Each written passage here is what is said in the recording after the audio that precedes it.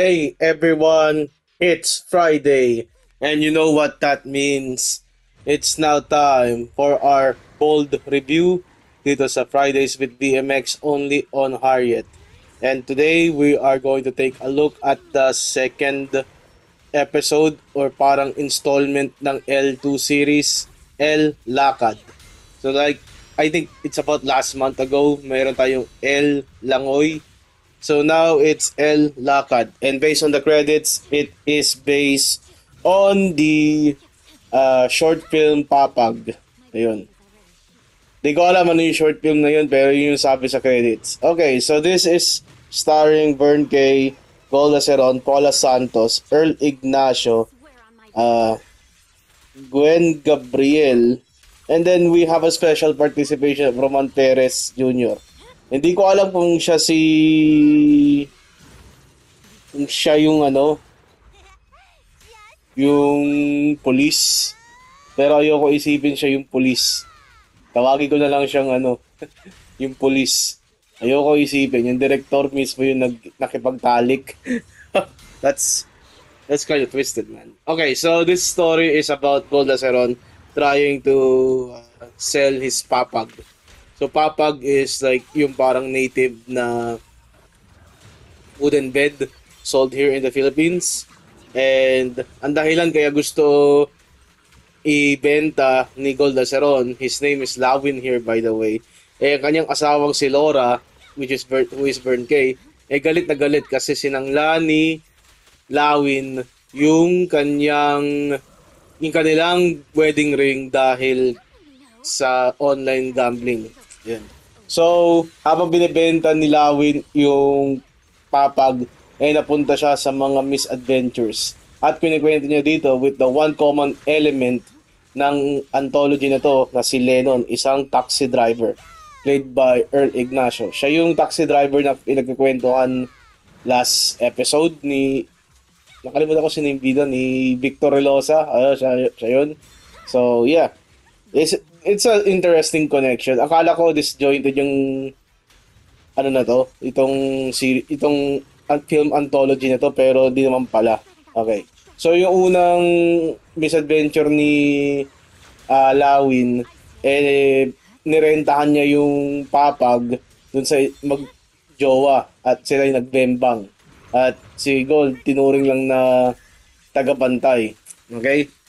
At ang pangalawang misadventure ni Lawin, which is yung so far favorite ko sa mga misadventure niya, is yung kasama niya si Ga. Okay? So I believe Ga is alam sino dito si Ga. Paula Santos, I guess. Or something. Si Ga. Okay, si Ga medyo seductive siya. Pulot yung buhok. Okay? At sinudus niya, pinagpapupunas niya yung pawis ni Lawin. Siyempre, kasi mabigat yung papag eh. Yun. Tapos, kinikwento ni Lawin sa mga marites yung kanya experience with Ga. At sinasabi niya, ini-interpret niya ano yung naiisip ni Ga habang pinupunas yung pawis niya. Ngayon, ang mga imahinasyon ni Lawin dito nagtatalik sila ni Ga. Pero sa totoong buhay, hindi sila nagtalik ni Ga. Nagtalik si Ga kasama yung Bisayang Police doon sa papag at nagtago si Lawin sa ilalim. Buti hindi niya na-suffer ang same fate ng Erotica Manila. Yung guy, sino ba yung nabiyak doon, si Felix Rocco, di ba? Nagtago siya sa ilalim ng kama. Buti hindi nangyari sa kanya yun. Okay? At na-survive niya yung kalampag sa papag ng dalawa. Pero, nang babawiin na ni Lawin yung papag, nadatnan siya ng pulis na Bisaya. Hinabol siya, winarningan siya, pero pinigilan siya ni Ga.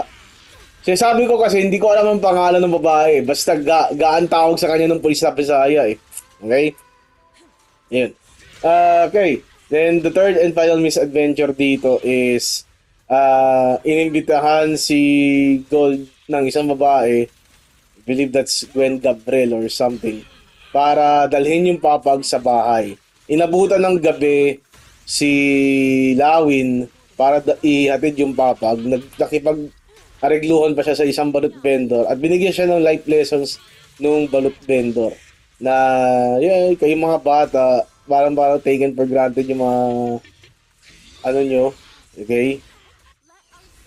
Yung inyong mga blessings, kala nyo taken for granted lahat, di ba? And okay naman. Okay naman yung lessons. Napagtanto rin naman ni Lawin na mali yung ginawa niya.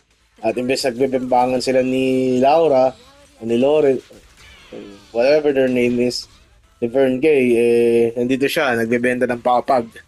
Now, with that being said, uh, yung pupuntahan pala ni Lawin ay isang orgy, okay? Dinala ni Lawin yung papag doon.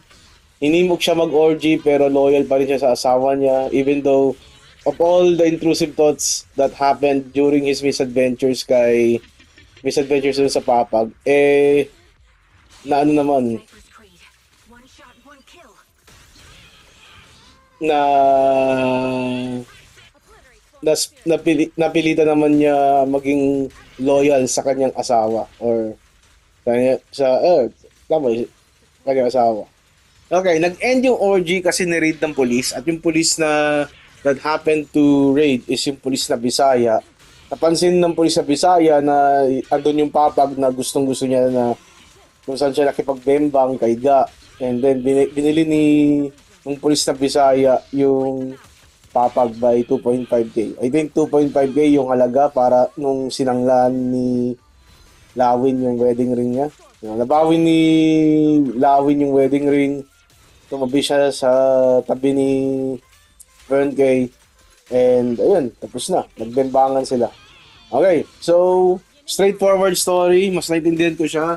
Mas na-invest ako sa kanya kaysa sa Langoy. Meron bago lipad eh. So yun yung final na installment dito. Also, so what would I give this? I give this one a strong outing in terms of storytelling, in terms of comedy, in terms of soundtrack. Maganda yung pagkakaproduce niya. Ang ayoko lang yung filter na in-apply dito, which is yung parang blue filter violet filter. Ang sakit sa mata pag binapanood mo yung pelikula na to.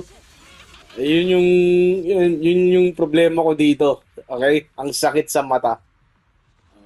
It is what it is. Yun yung ano, you can't blame them all, di ba? Okay. So, what do I think in the future? Bakit na-delay yung mga review? Nagkasakit ako ng isang linggo, so this is my comeback review. Thank you for bearing with me.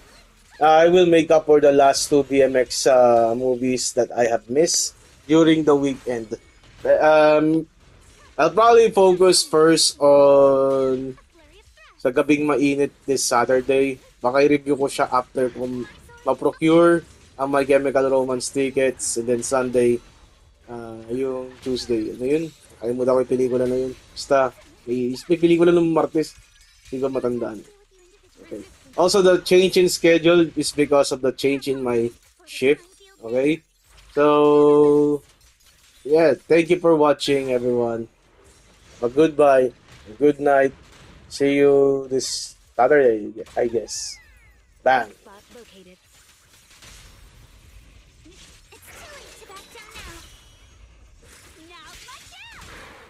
Enemies of Section 6 shall pay.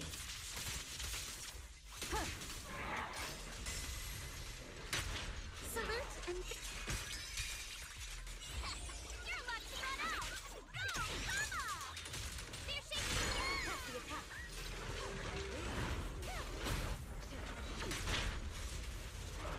It's time for surprise! Surrender!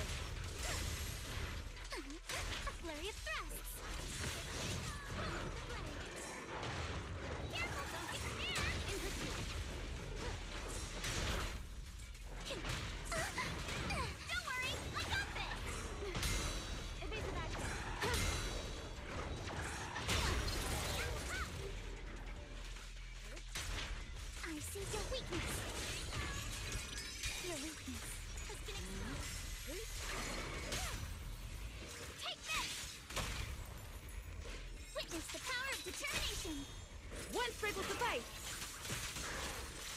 Such provocations don't go unanswered.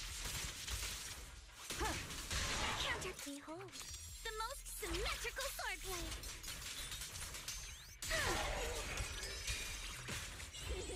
Come on, don't be nervous. Huh?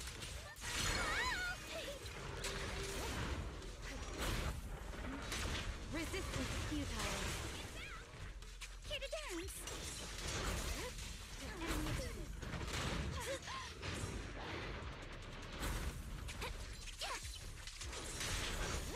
Perfect timing.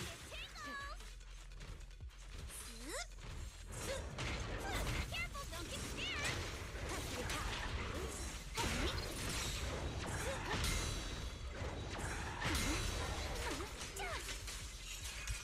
No time to deal with the Enemies of Section 6 shall pay. Don't get down. Waste of time. Take this. A preemptive strike. My sword always points to victory. For the time field name, I will